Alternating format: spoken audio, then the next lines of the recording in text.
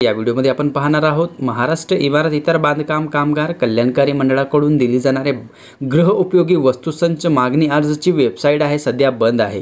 त्याच्यावर एक पर्याय आपण शोधलेला आहे। ते पर्याय काय आहे तुम्हाला या व्हिडिओमध्ये सांगणार आहे।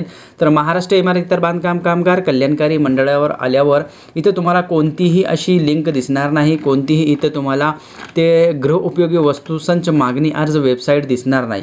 तर तुम्हाला काय करायचं आहे, तुम्हाला क्रोमवरती यायचं आहे। क्रोमवर आल्यानंतर तुम्हाला गूगल सर्च करायचं आहे। इथे मित्रांनो तुम्ही स्क्रीनवरती पाहू शकता, गूगल सर्च केल्यानंतर तुम्हाला असा प्रकारचा इंटरफेस दिसेल। इथे तुम्हाला सर्च करायचं आहे hikit.mahaboc.in/login असे प्रकारचा तुम्हाला इंटरफेस दिसेल। हे मित्रांनो कोणासाठी आहे, तर तुम्ही जेव्हा अपॉइंटमेंट बुक करण्यासाठी या वेबसाईटवरती येता, हाऊसहोल्ड किट आयटम डिस्ट्रीब्युशनच्या लिंकवर आल्यावर तुम्हाला असा इंटरफेस दिसेल। महाराष्ट्र इमारत इतर बांधकाम कामगार कल्याणकारी मंडळ, Maharashtra building and other construction worker welfare board, हे जे इंटरफेस तुम्हाला दिसत आहे हे इंटरफेस कशाचा आहे, तर इथं तुम्हाला यूजर आयडी आणि इथं पासवर्ड टाकायचा आहे। हे कोणाला टाकायचं आहे, तर हे तुम्हाला नाही मित्रांनो, हे बांधकाम कामगारांना नाही, हे ऑफिशियली लॉगिन आहे। ऑफिशियली लॉगिन जे तुमची केवायसी केली जाते, जिथं तुमचं शिबिरामध्ये केवायसी करण्याची जे प्रक्रिया आहे त्यासाठी हे इंटरफेस आहे।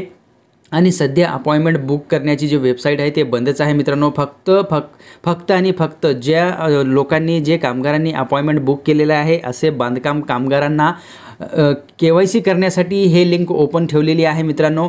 आणि मित्रांनो 30 ऑगस्ट 2025 पर्यंत वेबसाईट सुरू होण्याची शक्यता आहे मित्रांनो, कारण कल्याणकारी मंडळवाले याच्या बाबतीत सविस्तर माहिती देत नाहीत आणि WFC ऑफिसवालेही सविस्तर माहिती देत नाहीत।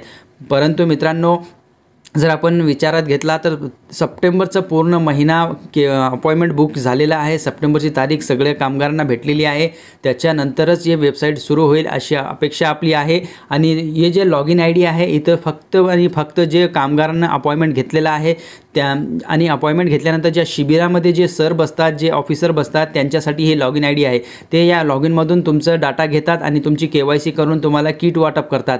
तर मित्रांनो खूप लोकांचं हे कमेंट होतं की सर लॉगिन ID आणि पासवर्ड कसं तयार करायचं, तर हे स्वतःसाठी नाही, हे ऑफिशियली आहे। आणि लवकरच अपॉइंटमेंटची जे वेबसाईट आहे ते 30 ऑगस्ट 2025 पर्यंत सुरू होण्याची अपेक्षा आपण करू शकता। तर ही होती छोटीशी माहिती। कशी वाटली व्हिडिओला नक्कीच कमेंट करा आणि व्हिडिओ आवडल्यास व्हिडिओला लाईक आणि शेअर करा।